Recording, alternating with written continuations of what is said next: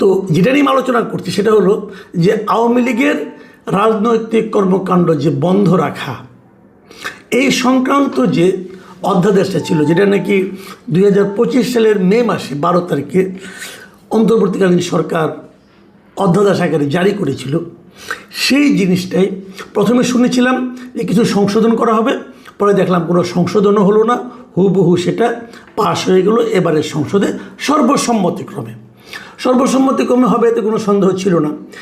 এই কারণে যখন অধ্যাদেশটা হয় তখন ওই সরকারের উপর অধ্যাদেশ করার জন্য মূলত আন্দোলনটা করেছিল জামায়াত এবং এনসিপি।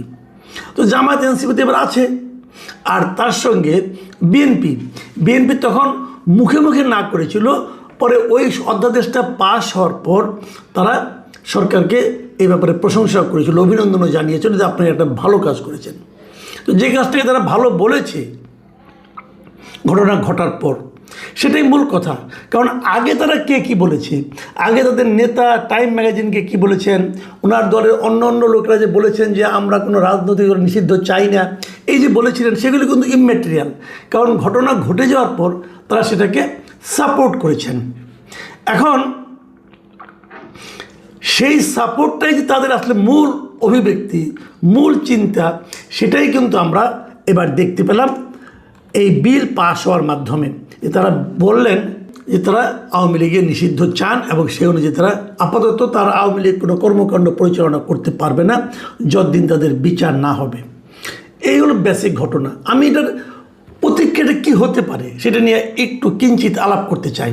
দেখুন, বাংলাদেশের ইতিহাসে রাজনৈতিক দল নিষিদ্ধের ঘটনা কতবার ঘটেছিল? খুব বেশিবার কি ঘটেছিল?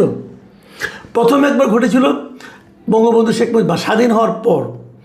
প্রথম আমাদের সংবিধানে একটা ঘটনা ঘটানো হয়েছিল, সংবিধানে বলা হয়েছিল যে ধর্মভিত্তিক রাজনৈতিক দল নিষিদ্ধ করা হয়েছিল, এবং ওই ধর্মভিত্তিক রাজনৈতিক দল নিষিদ্ধ করার কারণে অটোমেটিক্যালি বাংলাদেশের বেশ কয়েকটা রাজনৈতিক দল নিষিদ্ধ হয়ে গিয়েছিল।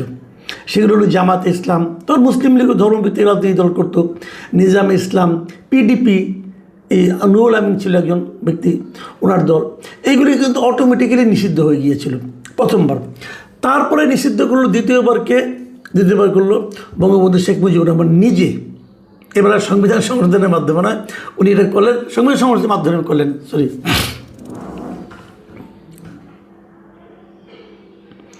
এবার তিনি যেহেতু সমস্ত দলকে নিষিদ্ধ করে একটা দল করলেন বাকশাল, অতএব সব দল কিন্তু অটোমেটিক নিষিদ্ধ হয়ে গেল। সেখানে আওয়ামী লীগও নিষিদ্ধ হয়ে গেল, আরও যা দল ছিল জাসদ সব নিষিদ্ধ হয়ে গেল।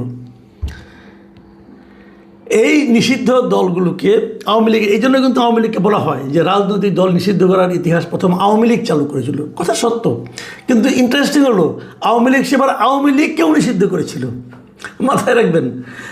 তারপর বঙ্গবন্ধুর মৃত্যুর পর যখন নাকি জিয়াউর রহমান দায়িত্বে আসলেন, ক্ষমতায় আসলেন, তখন উনি বিভিন্ন প্রক্রিয়ায় ধীরে ধীরে সংবিধানে কিছু চেঞ্জ করলেন, এবং এগুলো করার মাধ্যমে উনি সকল রাজনৈতিক দলকেই বিভিন্ন প্রক্রিয়া, প্রথমে ঘরোয়া রাজনীতি করো, তারপরে আস্তে আস্তে এবার সমস্ত দলকে উনি রেজিস্ট্রেশন দিলেন। এই রেজিস্ট্রেশনের সিস্টেম কিন্তু আগে ছিল না, এটা জিয়াউর রহমান আমলে শুরু হলো, এবং এই রেজিস্ট্রেশন প্রক্রিয়ার মাধ্যমে আওয়ামী লীগ আবার রাজনীতি ফিরে আসলো। ওই আওয়ামী লীগ বাকশালে যারা ছিল ওই লোকগুলি কিন্তু বাকশাল তারা নিয়ে আসলো না, আওয়ামী লীগ নিয়ে আসলো। এবং এই জন্যই কিন্তু অনেকে বলেন যে বঙ্গবন্ধু রাজনৈতিক দলকে নিষিদ্ধ করেছিলেন, জিয়াউর রহমান রাজনৈতিক দলগুলোকে ওপেন করে দিয়েছিলেন, সেই নিষিদ্ধতা উঠিয়ে নিয়েছিলেন। কিন্তু জিয়াউর রহমান কিন্তু সব দলকে আবার রেজিস্ট্রেশন দেন নাই, জাসদকে রেজিস্ট্রেশন দেন নাই। জাসদ কিন্তু তখন জিয়াউর রহমান আমলে রেজিস্ট্রেশন পায়নি। যাই হোক, সেটা অন্য আলাপ, ওই অত ভিতরকে আমি যাচ্ছি না। ট্র্যাজেডিটা হলো যে জিয়াউর রহমানকে বলা হয়ে থাকে যে উনি নিষিদ্ধ হওয়া রাজনৈতিক দলগুলোকে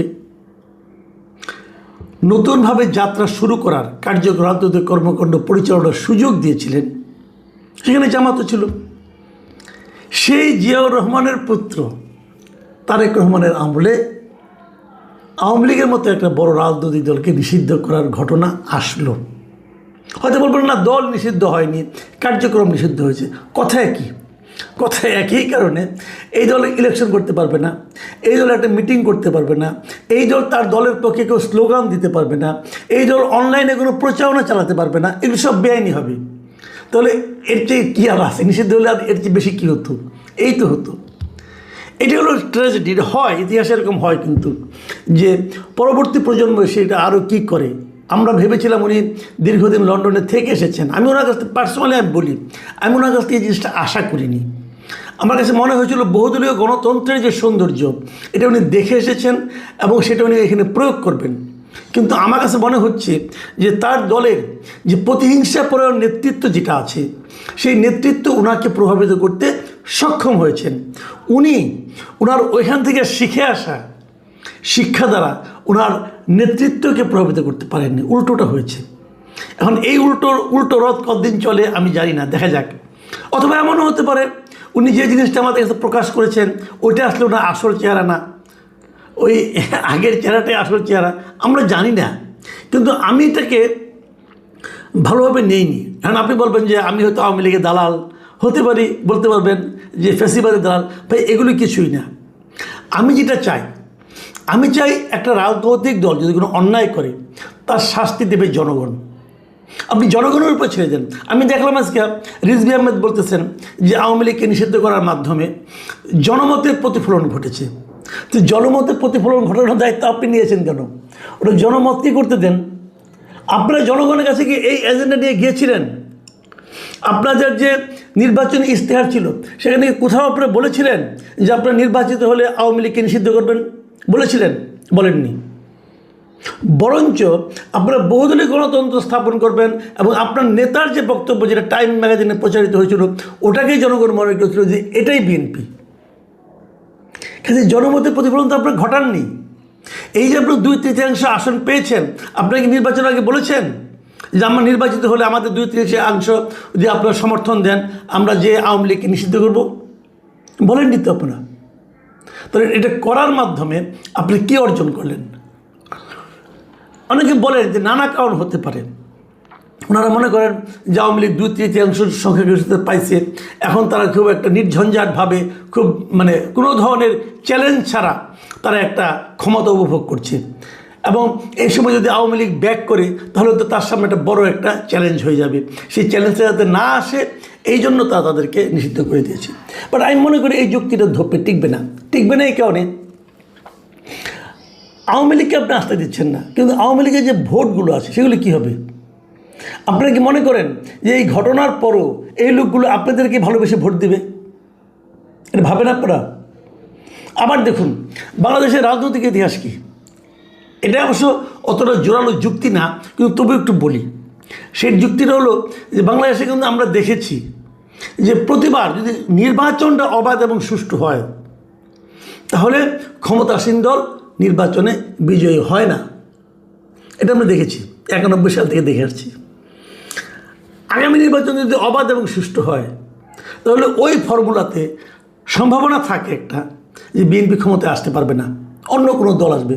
আওয়ামী লীগ তো নাই, তাহলে কে আসবে? জামাতে ইসলাম আসবে।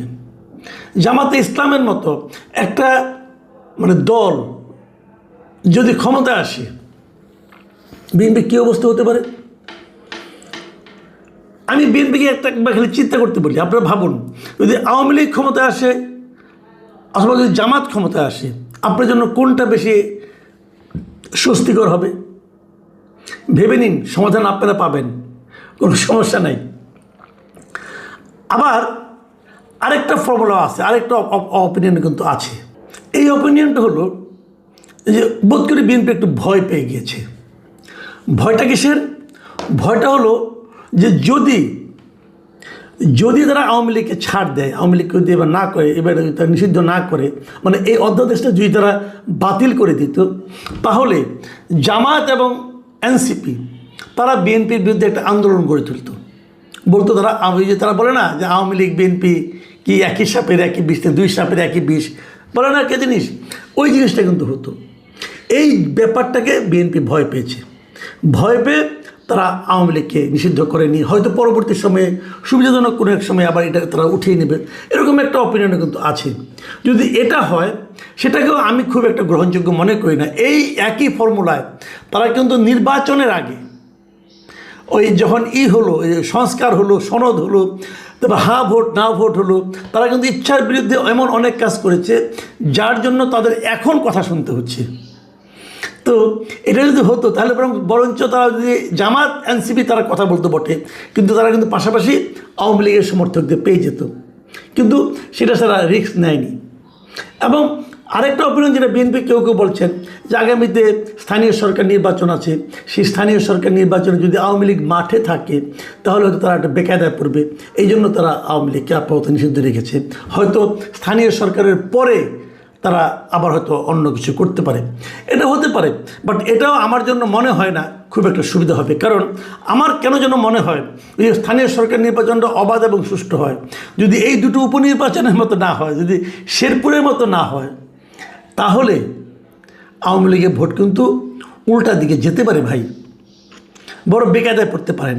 যা হোক, এগুলি আপনারা দেখবেন, দেখার পরে হয়তো মোটামুটি ধারণা করতে পারবেন আসলে কোন দিকে যাচ্ছে। আমি আলোচনাটা শেষ করব সুপ্রিম কোর্টের একজন সিনিয়র আইনজীবী, আমি বিবিসির একটা রিপোর্ট পড়লাম ওনার, মিস্টার শাহাদিন মালিক, ওনার একটা বক্তব্য দিয়ে তিনি যে জিনিসটা বলেছেন সেটা হলো, আমি আপনাদের পড়ে শুনে, উনি বলেছেন বিএনপি বিলটি পাশ করে আওয়ামী লীগ বিষয়ে নিজেদের অবস্থান পরিষ্কার করেছে এবং তারা না চাইলে বিলটি পাশ হতো না। একটা দলের নেতাকর্মী বা সাধারণ সদস্যরা অপরাধ করতে পারে, তার বিচারও হতে পারে, কিন্তু তার জন্য দল বা দলের কার্যক্রম নিষিদ্ধ বহাল রেখে বিএনপি সরকার ভবিষ্যতেও অনেক দল নিষিদ্ধের ক্ষেত্র প্রস্তুত করলো। এটা কিন্তু ওনার বক্তব্য। এবং ওনার আরও একটা বক্তব্য হলো যে আওয়ামী লীগের হাতে বিএনপি নির্যাতিত হয়েছে, এখন কেউ কেউ যদি মনে করে বিএনপিও প্রতিশোধমূলক বা প্রতিহিংসামূলক সিদ্ধান্ত নিয়েছে, তাহলে তাকে দোষ দেওয়া যাবে না। আমার মনে হয় বিএনপি নেতারা, আমি আরও অনেক উদাহরণ দিতে পারতাম, আপাতত এ পর্যন্ত থাক। আমি আশা করি বিএনপি